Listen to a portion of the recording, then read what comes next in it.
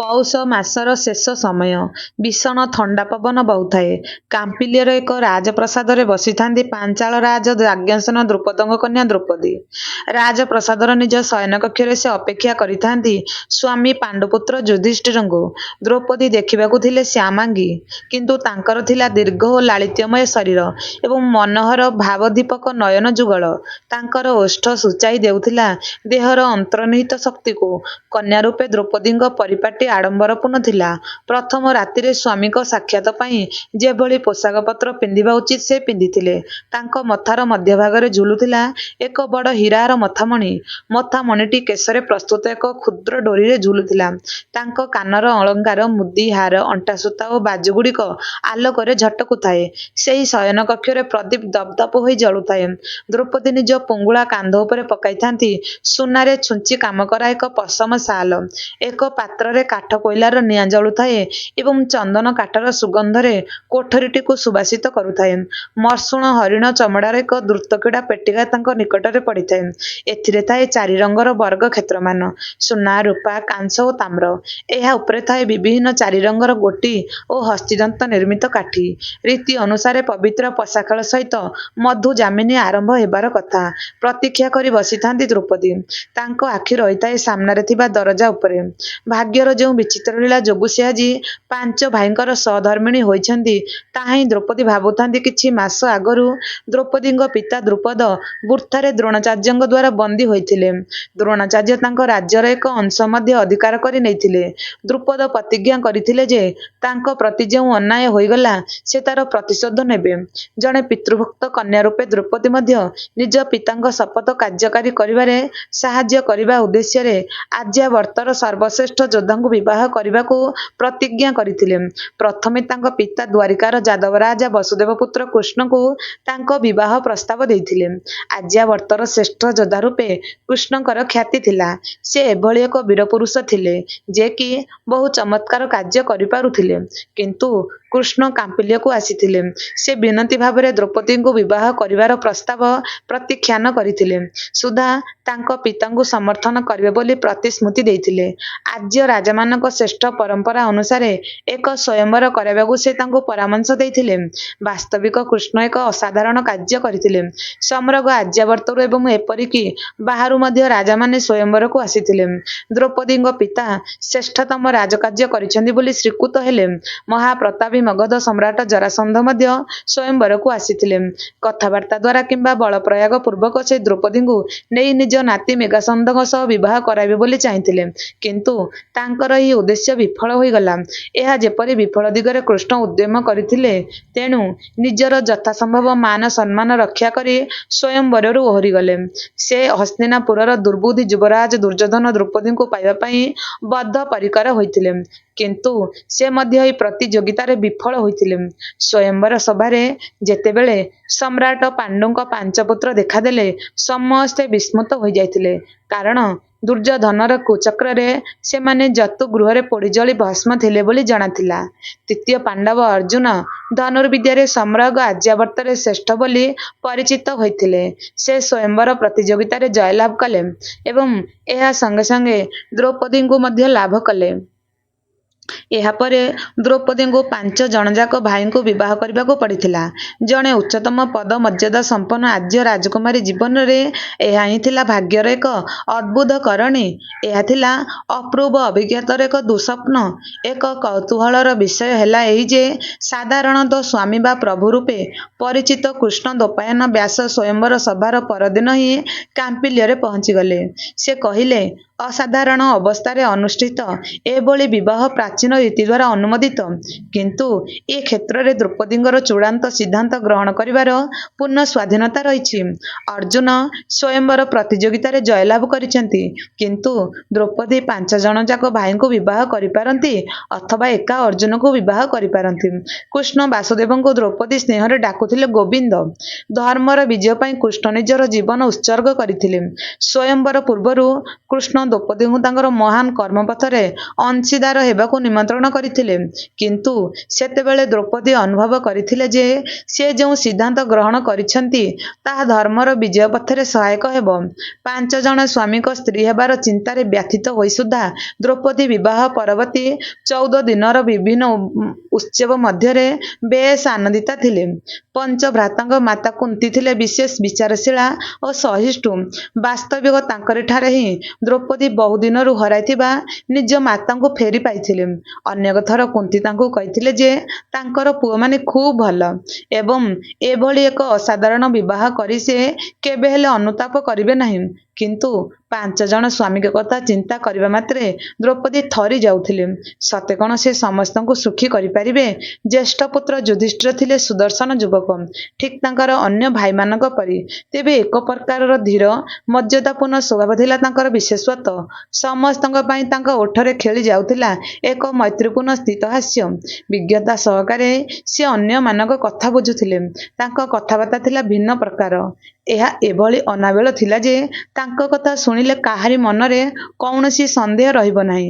କିନ୍ତୁ ଯୁଧିଷ୍ଠିରଙ୍କ ସହ ପ୍ରଥମ ସାକ୍ଷାତର ଅବସ୍ଥା ଏଭଳି ହେଲା ଯେ ଦ୍ରୌପଦୀ ମନେ କଲେ ସତେ ଯେପରି ସେଠାରୁ ପଳାଇ ଯିବେ।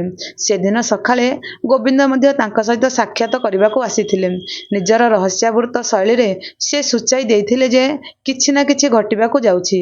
ଏଭଳି କିଛି ଘଟିବ ଯାହା ଅପ୍ରତ୍ୟାଶିତ ଏବଂ ସୁଦୂର ପ୍ରସାରୀ। ଦ୍ରୌପଦୀ ଭାବିଲେ ଯଦି କିଛି ଭଲ କଥା ଘଟେ ତେବେ ତାହା ହେବ କୃଷ୍ଣଙ୍କ ଚତୁରତାର ଫଳ। କିନ୍ତୁ କୃଷ୍ଣ ବରାବର ତାଙ୍କୁ ପ୍ରଶଂସା ବାଣୀ ଶୁଣାଇଥାନ୍ତି ଏବଂ ତାଙ୍କର ଗୁଣକୀର୍ତ୍ତନ କରିଥାନ୍ତି। ଯାହା ହେଉ ଏହା ତାଙ୍କୁ ଦେଲା ଏକ ନୂତନ ଆତ୍ମବିଶ୍ୱାସ ଯାହାର ଅଭାବ ସେ ଅତି ପୂର୍ବରୁ ଅନୁଭବ କରୁଥିଲେ। ଯୁଧିଷ୍ଠିର କୋଠରୀ ମଧ୍ୟରେ ପ୍ରବେଶ କଲେ। ତାଙ୍କର ଓଠରେ ଥିଲା ଏକ ସହାନୁଭୂତିପୂର୍ଣ୍ଣ ଅନାବିଳ ହାସ୍ୟରେଖା ଏବଂ ଆଖିରେ ଥିଲା ସ୍ନେହ ମମତାର ସ୍ପଷ୍ଟ ସଂକେତ। ସେ କବାଟ ବନ୍ଦ କରିଲେ।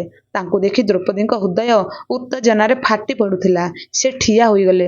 ନବବିବାହିତା ବଧୂ ପରି ସେ ତଳକୁ ଚାହିଁଥିଲେ। କିନ୍ତୁ ଜଣେ ତୀକ୍ଷ୍ଣ ବୁଦ୍ଧିସମ୍ପନ୍ନ ସ୍ତ୍ରୀ ହିସାବରେ ସେ ଏକ ଚୋରା ଚାହାଣୀରେ ସ୍ୱାମୀଙ୍କ ମତିଗତି କଳନା କରିବାକୁ ଚେଷ୍ଟା କରୁଥିଲେ। ଦ୍ରୌପଦୀଙ୍କୁ ଦେଖି ଯୁଧିଷ୍ଠିର ହସି ପକାଇଲେ। ତାଙ୍କୁ ଅଭୟ ଦେବା ପାଇଁ କହିଲେ, ଦ୍ରୌପଦୀ ତୁମେ ସୁଖୀ ତ? ତାଙ୍କର ଏହି ପ୍ରଶ୍ନରେ ଥିଲା ସ୍ନେହ, ମମତା ଓ କୋମଳତା। ଦ୍ରୌପଦୀ ମୁଣ୍ଡ ଟେକି ଚାହିଁଲେ ଯୁଧିଷ୍ଠିରଙ୍କ ମୁହଁକୁ। ଯୁଧିଷ୍ଠିରଙ୍କ ଆଖିରେ ସେ ଲକ୍ଷ୍ୟ କଲେ ଏକ ଅପୂର୍ବ ମମତା। ଏହା ଦେଖି ସେ ହରାଇଥିବା ଆତ୍ମବିଶ୍ୱାସ ଫେରି ପାଇଲେ। ଯୁଧିଷ୍ଠିର ନିଜ ରାଜମୁକୁଟ ଖୋଲି ନିର୍ଦ୍ଦିଷ୍ଟ ସ୍ଥାନରେ ରଖିବାକୁ ଯାଉଥିଲେ। ଏତିକିବେଳେ ଦ୍ରୌପଦୀ ହାତ ବଢ଼ାଇଦେଲେ। ତାଙ୍କର ପିତା ମଧ୍ୟ ଯେତେବେଳେ ତାଙ୍କ ଉପସ୍ଥିତିରେ ରାଜମୁକୁଟ ବାହାର କରୁଥିଲେ ସେ ବରାବର ହାତ ବଢ଼ାଇ ତାହା ଯଥାସ୍ଥାନରେ ରଖି ଦେଉଥିଲେ। ବର୍ତ୍ତମାନ ନିଜେ ସ୍ତ୍ରୀ ରୂପେ ଏହା କରିବା ତାଙ୍କର କର୍ତ୍ତବ୍ୟ ବୋଲି ସେ ମନେ କଲେ। ଯୁଧିଷ୍ଠିର ପୁଣି ଥରେ ହସିଦେଲେ। ଏହି ହସ ଥିଲା ସ୍ନେହଭରା ନିର୍ଲିପ୍ତ ହସ। ରାଜମୁକୁଟଟିକୁ ସେ ହାତକୁ ବଢ଼ାଇ ଦେଲେ।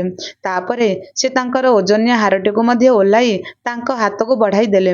ଦ୍ରୌପଦୀ ଏହାକୁ ନେଇ ଏକ ନିର୍ବୋଧ ସ୍ଥାନରେ ରଖିଦେଲେ। ବସ ଦ୍ରୌପଦୀ, ତୁମେ ତ କ୍ଳାନ୍ତ ହୋଇପଡ଼ିଥିବ। ଯୁଧିଷ୍ଠିର ଗଦି ଉପରେ ଆଉଜି ପଡ଼ି କହିଲେ। ଦ୍ରୌପଦୀ ତାଙ୍କ ପାଦ ପାଖରେ ହିଁ ବସିଲେ। ଯୁଧିଷ୍ଠିର ପୁଣି କହିଲେ, ତୁମର ଆମ ଘରକୁ ଆସିବା ବାସ୍ତବିକ ଏକ ଶୁଭ ଲକ୍ଷଣ। ତାଙ୍କର ଏହି କଥାରେ ଥିଲା ଆନ୍ତରିକତା ଓ ଦୃଢ଼ତା।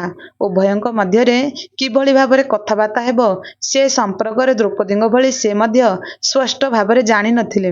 ତେଣୁ ଏତିକି କହି ସେ ଚୁପ୍ ହୋଇଗଲେ। କିଛି ସମୟ ପରେ ଯୁଧିଷ୍ଠିର ପୁଣି କହିଲେ, ଆଚ୍ଛା କହିଲ, ଆଜି ସନ୍ଧ୍ୟାରେ କିଏ ଆସୁଛି ବୋଲି ତୁମେ ମନେ କରିଥିଲ? ବାସ୍ତବିକ ଏଭଳି ଭାବରେ ସେହି କଥା ପଦିକ କହିଦେଲେ ଯେ ଏଥିରେ ଆନ୍ତରିକତା ଓ ବନ୍ଧୁତା ସ୍ପଷ୍ଟ ପରିସ୍ଫୁଟ ହେଉଥିଲା। ଫଳରେ ଦ୍ରୌପଦୀଙ୍କ ମନରେ ଯାହା କିଛି ସଂକୋଚ ରହିଥିଲା ତାହା ସମ୍ପୂର୍ଣ୍ଣ ଦୂର ହୋଇଗଲା। ମୁଁ ଜାଣିପାରିନଥିଲି ପ୍ରଭୁ। ଦ୍ରୌପଦୀ ଥଙ୍ଗେଇ ଥଙ୍ଗେଇ ହୋଇ ଉତ୍ତର ଦେଲେ। କାଲି ଯେ ତାଙ୍କ ପକ୍ଷରେ ସମ୍ପୂର୍ଣ୍ଣ ଅପରିଚିତ ଥିଲେ ଆଜି ସେ ତାଙ୍କର ପ୍ରଭୁ ହେଲେ, ଏହା ଏକ ଅପୂର୍ବ ଅନୁଭବ। କିନ୍ତୁ ସେ ତାଙ୍କର ସ୍ତ୍ରୀ ହୋଇ ସାରିଛନ୍ତି। ତାଙ୍କୁ ବୁଝାଇ ଦିଆଯାଇଛି ଯେ ବିବାହ ବେଦୀରେ ପବିତ୍ର ଅଗ୍ନି ଚାରିପଟେ 7 ପାଦ ପକାଇବା ପରେ ସେ ନିଜ ସ୍ୱାମୀଙ୍କ ହାଡ଼ର ହାଡ଼, ମାଂସର ମାଂସ, ରକ୍ତର ରକ୍ତ ଏବଂ ଚର୍ମର ଚର୍ମ ହୋଇ ସାରିଛନ୍ତି। ଯୁଧିଷ୍ଠିର କହିଲେ, ମୋର ପିତୃବ୍ୟ ବିଦୁର ହଠାତ୍ ଆସି ପହଞ୍ଚିଛନ୍ତି। ସେ ପିତାମହଙ୍କର ଓ ପିତୃବ୍ୟ ଧୃତରାଷ୍ଟ୍ରଙ୍କର ଆଶୀର୍ବାଦ ଆଣିଛନ୍ତି। ଆହୁରି ମଧ୍ୟ ସେ ଆଣିଛନ୍ତି ଅନ୍ୟ ଏକ ଉପହାର। ସେମାନେ ଆମକୁ ହସ୍ତିନାପୁର ନିମନ୍ତ୍ରଣ କରିଛନ୍ତି। ଯୁଧିଷ୍ଠିରଙ୍କ କଥାର ଅନ୍ତର୍ନିହିତ ଆନନ୍ଦ ସମ୍ପ୍ରସାରିତ ହୋଇଗଲା ଏବଂ ଦ୍ରୌପଦୀ ମଧ୍ୟ ପୁଲକିତ ହେଲେ। ତାଙ୍କର ମୁଖମଣ୍ଡଳରେ ଦେଖାଦେଲା ଏକ ପୁଲକର ଆଭା। ଏତେ ଶୀଘ୍ର ରାଜା ଧୃତରାଷ୍ଟ୍ର ଓ ପିତାମହ ଭୀଷ୍ମ ତାଙ୍କୁ ହସ୍ତିନାପୁରକୁ ନିମନ୍ତ୍ରଣ କରିବେ ବୋଲି ସେ କଦାପି ଭାବିନଥିଲେ। କ'ଣ ଯେ କହିବେ, ଦ୍ରୌପଦୀ କିଛି ଚିନ୍ତା କରିପାରୁନଥିଲେ। ତେବେ ଏହି ଆନନ୍ଦ ମୁଖର ବାତାବରଣ ମଧ୍ୟରେ କେବଳ ଏତିକି ପଚାରିଦେଲେ, ଆପଣଙ୍କର ପିତୃବ୍ୟ ଯୁଧିଷ୍ଠିର କହିଲେ ସେ ହେଉଛନ୍ତି କୁରୁମାନଙ୍କର ପ୍ରଧାନମନ୍ତ୍ରୀ। ଟିକିଏ ପୁଲକିତ ହୋଇ ସେ କହିଲେ, କେବଳ ଏତିକି ନୁହେଁ, ସେ ଆହୁରି ଅନେକ କିଛି। ଜୀବିତ ମନୁଷ୍ୟମାନଙ୍କ ମଧ୍ୟରେ ସେ ବିଜ୍ଞତମ। ସେ ଆମ ପକ୍ଷର ପିତୃତୁଲ୍ୟ।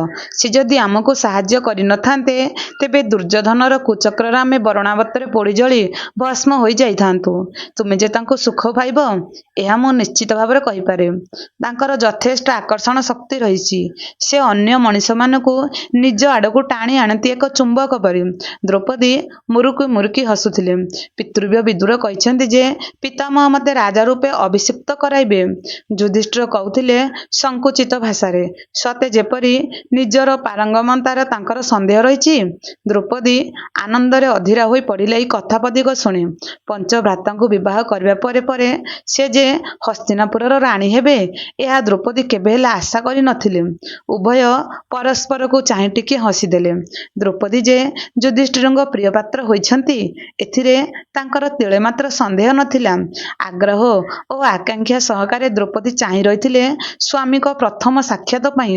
ବିବାହ ପରେ ସ୍ୱାମୀଙ୍କ ପ୍ରଶାନ୍ତ ଓ ଗମ୍ଭୀର ଆଚରଣ ଦେଖି ସେ ମନେ କରିଥିଲେ ଯେ ବୋଧହୁଏ ତାଙ୍କ ସହିତ ସମାନ ସ୍କନ୍ଦ ଭାବରେ ଆଚରଣ କରିପାରିବେ ନାହିଁ।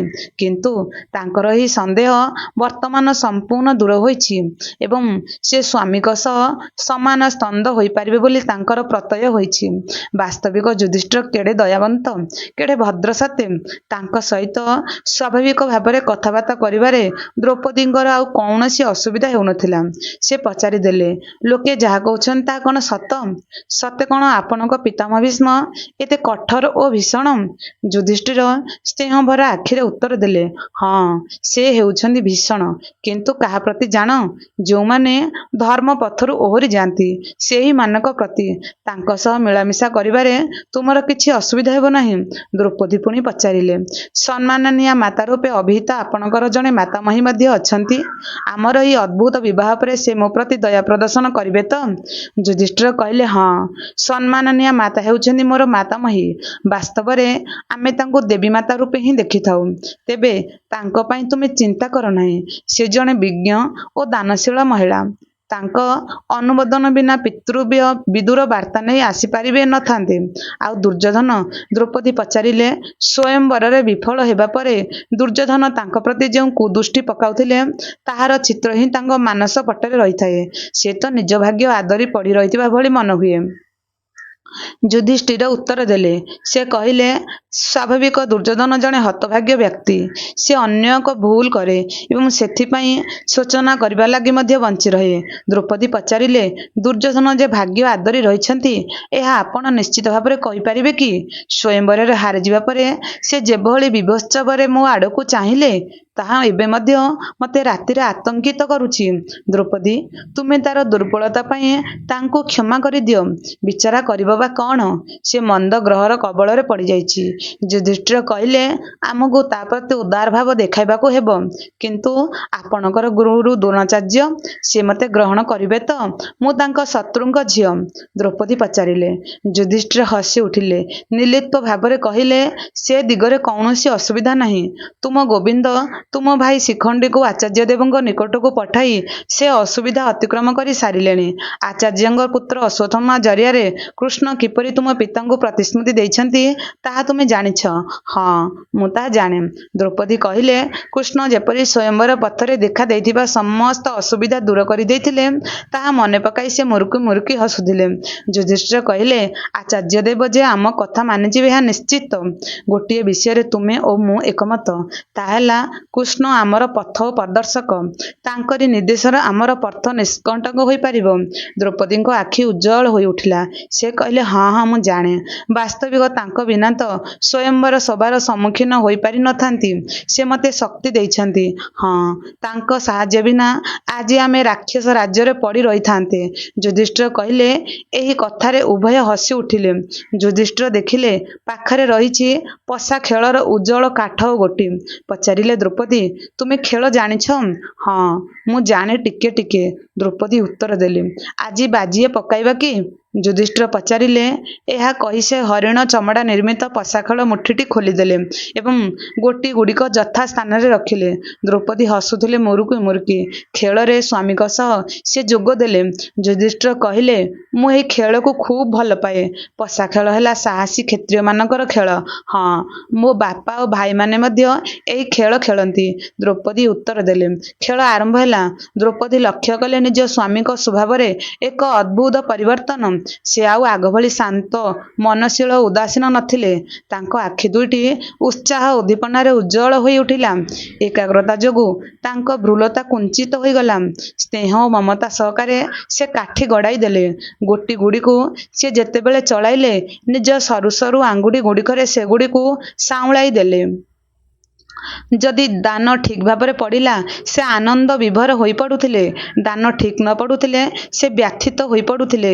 ପିତା ଓ ଭାଇମାନେ ପଶାଖେଳରେ ଏଭଳି ଗଭୀର ଆଗ୍ରହ ଦେଖାଇବା ଦ୍ରୌପଦୀ କେବେ ହେଲେ ଦେଖିନଥିଲେ। ସେମାନଙ୍କ ପାଇଁ ପଶାଖେଳ ଥିଲା ଏକ ଖେଳ ମାତ୍ର। କିନ୍ତୁ ଆଜି ସେ ଦେଖିଲେ ଯେ ନିଜ ସ୍ୱାମୀଙ୍କ ପ୍ରତି ପଶାଖେଳ ହେଲା ଏକ ଗଭୀର ଆକର୍ଷଣୀୟ ଉତ୍ତେଜନା, ଅଥବା ପଶାଖେଳର ନିୟମ ଅନୁସାରେ ଠିକ୍ ଭାବରେ ଖେଳିବା ହେଲା ତାଙ୍କ ପକ୍ଷରେ ଏକ ସମ୍ମାନର ଲକ୍ଷଣ। ଦୁଇ ବାଜି ଖେଳ ଶେଷ ହେଲା। ଉଭୟ ବାଜିରେ ଯୁଧିଷ୍ଠିର ଜିତିଗଲେ। ଏହାପରେ ସେ ପୁଣି ନିଜ ସ୍ୱଭାବକୁ ଫେରିଆସିଲେ। କହିଲେ, ଦ୍ରୌପଦୀ, ଶୋଇବା ପୂର୍ବରୁ ମୁଁ ତୁମକୁ କିଛି କହିବାକୁ ଚାହେଁ। ତୁମେ ଉଦାରତା ସହକାରେ ଆମ ପକ୍ଷ ସମର୍ଥନ କରିଛ। ତୁମ ବିନା ଆମେ ବହୁ ଗୁରୁତର ଅସୁବିଧାରେ ପଡ଼ିଥାନ୍ତୁ। କିନ୍ତୁ ଏହା ମୋର ଇଚ୍ଛାଧୀନ ଥିଲା। ଯାହା ଘଟିଗଲା ତାହା ଥିଲା ବିଧିର ବିଧାନ। ଦ୍ରୌପଦୀ ଉତ୍ତର ଦେଲେ। ପ୍ରଭୁ କୃଷ୍ଣ ଦ୍ୱୈପାୟନ ବ୍ୟାସ ଯେତେବେଳେ ଆମ ବିବାହ କରିବା ଅଥବା କେବଳ ଅର୍ଜୁନକୁ ବିବାହ କରିବାର ଭାର କେବଳ ତୁମରି ଉପରେ ଛାଡ଼ିଦେଲେ, ମୁଁ ସେତେବେଳେ ଖୁବ୍ ଶଙ୍କିତ ହୋଇପଡ଼ିଥିଲି। ମୋର ଭୟ ଥିଲା ଯେ ତୁମେ ଅପ୍ରୀତିକର ପନ୍ଥାଟି ବାଛିବ ନାହିଁ। ପ୍ରକୃତରେ ଯଦି ତୁମେ ଅପ୍ରୀତିକର ପନ୍ଥାଟି ବାଛି ନଥାନ୍ତ, ତେବେ ଧର୍ମ ଉପରେ ପ୍ରତିଷ୍ଠିତ ଆମ ଜୀବନ ଚୂରମାର ହୋଇଯାଇଥାନ୍ତା। କାହିଁକି? ଏହା କ'ଣ ଏତେ ଗୁରୁତ୍ୱପୂର୍ଣ୍ଣ ଥିଲା? ଦ୍ରୌପଦୀ ପଚାରିଲେ। ଦ୍ରୌପଦୀ, ତୁମେ ତ ଜାଣିଛ, ମାତା ଆମକୁ କହିଥିଲେ ଯେ ଆମେ ସମସ୍ତେ ତୁମକୁ ବିବାହ କରିବୁ। ତାଙ୍କ କଥା ଆମ ପକ୍ଷରେ ଏକ ଅଟଳ ସତ୍ୟ ରୂପେ କାର୍ଯ୍ୟ କରୁ, ଏହା ହିଁ ଆମେ ଚାହୁଁଥିଲୁ। ଶୁଦ୍ଧ ପୁତ ଭାବରେ ଯୁଧିଷ୍ଠିର ଉତ୍ତର ଦେଲେ। ସେ କହିଲେ, ଜନ୍ମ କାଳରୁ ହିଁ ପରିଣାମ ପ୍ରତି ଭ୍ରୂକ୍ଷେପ ନ କରି ଆମେ ତାଙ୍କ କଥାକୁ ପାଳନ କରିବା ପାଇଁ ପ୍ରତିଜ୍ଞାବଦ୍ଧ ହୋଇଛୁ। ଏ କ୍ଷେତ୍ରରେ ଯଦି ଆମେ ତାଙ୍କ କଥା କାଟି ଦେଇଥାନ୍ତୁ, ତେବେ ତାଙ୍କ ହୃଦୟରେ ବହୁ କଷ୍ଟ ହୋଇଥାନ୍ତା। ପରିଣାମତଃ ଆମ ଭାଇମାନଙ୍କ ମଧ୍ୟରେ ଯେଉଁ ଘନିଷ୍ଠ ବନ୍ଧନ ରହିଛି ତାହା ଭାଙ୍ଗି ଯାଇଥାନ୍ତା। ଦ୍ରୌପଦୀ ମଥା ନତ କରି ତଳକୁ ଚାହିଁଲେ।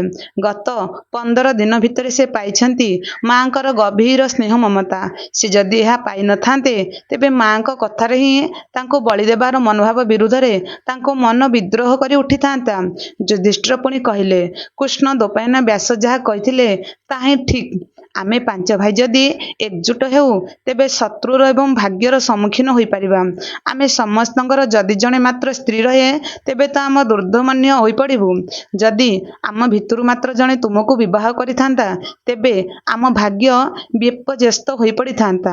କ'ଣ ଆପଣଙ୍କର ଲକ୍ଷ୍ୟ ଜଣାଇବେ କି? ଦ୍ରୌପଦୀ ପ୍ରଶ୍ନ କଲେ। ଧର୍ମ ପାଇଁ ବଞ୍ଚି ରହିବା ହିଁ ଆମର ଲକ୍ଷ୍ୟ, ଯୁଧିଷ୍ଠିର ଉତ୍ତର ଦେଲେ। ଦ୍ରୌପଦୀ ହସି ପକାଇଲେ। କହିଲେ, ମୁଁ ସେହି ପ୍ରଭୁଙ୍କ ଉପଦେଶ ଅନୁସରଣ କଲି। ମୁଁ ମଧ୍ୟ 5 ଭାଇଙ୍କୁ ପତି ରୂପେ ଗ୍ରହଣ କଲି, କାରଣ ଏହା ହେଉଛି ମୋର ଧର୍ମ। ସ୍ନେହଶୀଳ ପିତାମାତାଙ୍କ ପରି ମୃଦୁ ମୃଦୁ ହସି ହସି ଯୁଧିଷ୍ଠିର କହିଲେ, ଦ୍ରୌପଦୀ, ତୁମେ ଜଣେ ବୁଦ୍ଧିମତୀ ନାରୀ।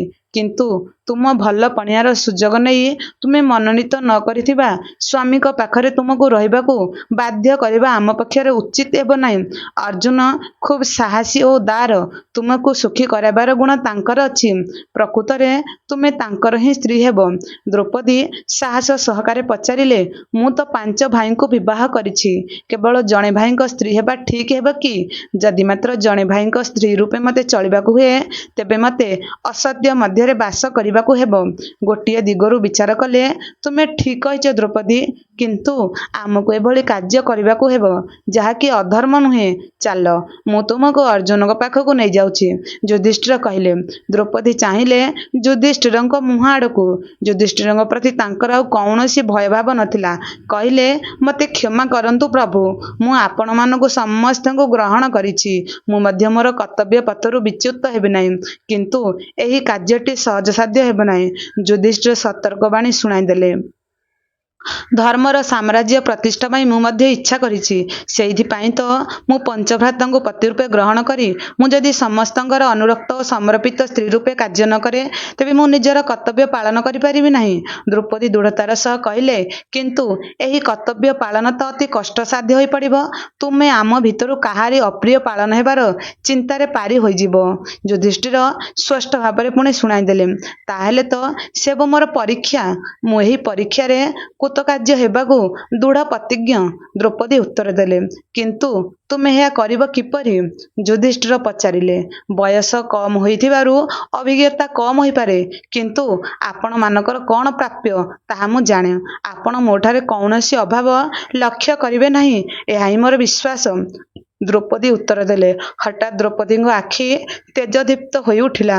ସତେ ଯେପରି ସେ ପାଇଛନ୍ତି କୌଣସି ନୂତନ ପ୍ରେରଣା। ଦୃଢ଼ତା ସହକାରେ ସେ ଯୁଧିଷ୍ଠିରଙ୍କ ମୁହଁକୁ ଚାହିଁକି କହିଲେ, ପ୍ରଭୁ, ଆପଣ ଚାରିଜଣ ଯାକ କେବଳ ମୋର ନାମକୁ ମାତ୍ର ସ୍ୱାମୀ ହେବାକୁ ଚାହାନ୍ତି? ଏହା ହିଁ ଆପଣଙ୍କ ପରାମର୍ଶ? ହଁ, ତାହା ହିଁ ଆମେ ସ୍ଥିର କରିଛୁ। ଏହା ହିଁ ଠିକ୍ ହେବ। ଯୁଧିଷ୍ଠିର କହିଲେ। କିନ୍ତୁ ଯଦି ତାହା ହୁଏ, ତେବେ ଆପଣମାନଙ୍କ ଜୀବନର ସୁଖ ଦୁଃଖର ଭାଗୀଦାର ହେବାରୁ ମୁଁ ବଞ୍ଚିତ ହେବି। ଦ୍ରୌପଦୀ ଉତ୍ତର ଦେଲେ। ଆଚ୍ଛା, ମୋର କର୍ମପନ୍ଥା ମୁଁ ଜାଣେ। ଏଥିରେ ଆପଣ ଯଦି ସାହାଯ୍ୟ କରନ୍ତି, ତେବେ ମୁଁ ଆଗେଇ ଯିବି। କ'ଣ ତୁମର କର୍ମପନ୍ଥା ଜଣାଇବେ କି? ସ୍ନେହଭରା କଣ୍ଠରେ ପଚାରିଲେ ଯୁଧିଷ୍ଠିର। ମୁଁ ଯଦି ଆପଣମାନଙ୍କ ମଧ୍ୟରୁ ପ୍ରତ୍ୟେକଙ୍କର ସ୍ତ୍ରୀ ରୂପେ ପ୍ରତ୍ୟେକଙ୍କୁ ପୂର୍ଣ୍ଣମାତ୍ରାରେ ଭଲ ପାଇପାରେ ଏବଂ ପ୍ରତ୍ୟେକଙ୍କ ଠାରୁ ପୂର୍ଣ୍ଣମାତ୍ରାରେ ପ୍ରେମ ପାଇପାରେ, ତେବେ ଧର୍ମର ସାମ୍ରାଜ୍ୟ ପ୍ରତିଷ୍ଠା ପାଇଁ ମୋର ଲକ୍ଷ୍ୟ ହାସଲ ହୋଇପାରିବ। ଯଦି ଆପଣଙ୍କର ଆପତ୍ତି ନଥାଏ, ତେବେ ମୁଁ ପ୍ରତ୍ୟେକଙ୍କ ନିକଟରେ 1 ବର୍ଷ ଲେଖାଏଁ କଟାଇବି। ଯେଉଁ ଭାଇଙ୍କ ପାଖରେ ରହିବି, ସେ ବର୍ଷଟି ପାଇଁ ମୁଁ ହେବି ସମ୍ପୂର୍ଣ୍ଣ ଭାବରେ ତାଙ୍କରି। ଦ୍ରୌପଦୀ ବୁଝାଇ ଦେଲେ। ଯୁଧିଷ୍ଠିର ଦ୍ରୌପଦୀଙ୍କର ଏଭଳି ପ୍ରସ୍ତାବର ପ୍ରଶଂସା କରିଥିଲେ ସତ, କିନ୍ତୁ ମନ୍ତବ୍ୟ କଲେ, ଏଭଳି ଏକ କାର୍ଯ୍ୟକ୍ରମ ଠିକ୍ ଭାବରେ ଅନୁସରଣ କରିବା ଅତି କଷ୍ଟସାଧ୍ୟ ହୋଇପଡ଼ିବ। ଆପଣଙ୍କ ପାଇଁ ଏହା କଷ୍ଟସାଧ୍ୟ କି? ଦ୍ରୌପଦୀ ପଚାରିଲେ। ନା ନା, ମୋ ପାଇଁ କଷ୍ଟସାଧ୍ୟ ନୁହେଁ। ମୋର କହିବାର କଥା ଯେ ଏହା ତୁମ ପାଇଁ କଷ୍ଟସାଧ୍ୟ। ଯୁଧିଷ୍ଠିର ଉତ୍ତର ଦେଲେ। ଦ୍ରୌପଦୀ କହିଲେ, ଆପଣଙ୍କର ମୋ ଉପରେ ଯଦି ବିଶ୍ୱାସ ଥାଏ, ତେବେ ମୁଁ ଏହା କରିପାରିବି। ପ୍ରତି ବର୍ଷ ଶେଷରେ ମୁଁ ଚାନ୍ଦ୍ରାୟଣ ବ୍ରତ ପାଳନ କରିବି ଏବଂ ତାପରେ ପରବର୍ତ୍ତୀ ଭାଇଙ୍କ ପାଖରେ ରହିବି। କିନ୍ତୁ ଆପଣ ଏହି ବ୍ୟବସ୍ଥାକୁ ଆନନ୍ଦରେ ଗ୍ରହଣ କରିବେ ତ? ଆପଣ ନିଜ ଭାଇମାନଙ୍କୁ ଏ ବିଷୟ ଜଣାଇ ପାରନ୍ତି? ଯୁଧିଷ୍ଠିର କହିଲେ। ଦ୍ରୌପଦୀ, ମୋର ଭାଇମାନେ ନିଶ୍ଚୟ ବ୍ୟବସ୍ଥାରେ ରାଜି ହେବେ। ବାସ୍ତବିକ ତୁମର କମ୍ ବୟସ ଦୃଷ୍ଟିରୁ ବିଚାର କଲେ ନିଶ୍ଚିତ ଭାବରେ ଯେ ତୁମେ ଜଣେ ଅତି ବିଜ୍ଞା ନାରୀ, ଏହା ଦୃଢ଼ ଭାବରେ କୁହାଯାଇପାରେ। ଦ୍ରୌପଦୀ ଟିକିଏ ହସିଦେଲେ। କହିଲେ, ହଁ, ମୁଁ ବିଜ୍ଞା। ସେଇଥିପାଇଁ ତ ଆପଣଙ୍କୁ ପତି ରୂପେ ବାଛିଲି। ଆପଣ ଧର୍ମର ଅବତାର ବୋଲି କୁହାଯାଏ। ମୁଁ ଆପଣଙ୍କର ପତି ରୂପ ହେବାକୁ ଯୁଧିଷ୍ଠିର ଦ୍ରୌପଦୀଙ୍କ ନିକଟରେ ଆତ୍ମସମର୍ପଣ କହିଦେଲେ। କହିଲେ, ଦ୍ରୌପଦୀ, ପରମେଶ୍ୱର କେତେ ମହାନ, ସେ ଆମ୍ଭମାନଙ୍କୁ ତୁମକୁ ଦେଇଛନ୍ତି। ଏଥିପାଇଁ ତାଙ୍କୁ ଧନ୍ୟବାଦ ଦେବାକୁ ହେବ ଏବଂ ଗୋବିନ୍ଦଙ୍କୁ ମଧ୍ୟ। ଦ୍ରୌପଦୀ ଏହି ପଦିକ ଯୋଡ଼ିଦେଲେ। ଉଭୟ ଏକ ସଙ୍ଗରେ ହସି ଉଠିଲେ। ଦ୍ରୌପଦୀଙ୍କର ଏହି କଥା ପଦିକରେ ସେମାନଙ୍କ ଭିତରେ ଥିବା ଦୂରତ୍ୱ କ୍ଷଣକ ମଧ୍ୟରେ ଉଭେଇଗଲା। ସକାଳେ ଦ୍ରୌପଦୀ ଶଯ୍ୟା ତ୍ୟାଗ କଲେ। ଯୁଧିଷ୍ଠିର ଯେଭଳି ସ୍ନେହ ଓ କୋମଳତା ସହକାରେ ତାଙ୍କ ପ୍ରତି ବ୍ୟବହାର କରିଥିଲେ, ତାହା ପାରିଜାତ ପୁଷ୍ପର ତୃପ୍ତିକର ସୁଗନ୍ଧ ପରି ତାଙ୍କଠାରେ ଲାଗି ରହିଥିଲା। ବନ୍ଧୁମାନେ, ମୁଁ ପଢ଼ିଲା ବେଳେ ଯଦି କିଛି ଭୁଲ କରିଛି ମୋତେ କ୍ଷମା କରିବ। ଭିଡ଼ିଓଟି ଭଲ ଲାଗିଥିଲେ ଲାଇକ୍ ସେୟାର ନିଶ୍ଚିନ୍ତ କରନ୍ତୁ। ଚ୍ୟାନେଲରେ ନୂଆ ଥିଲେ ସବସ୍କ୍ରାଇବ୍ କରନ୍ତୁ।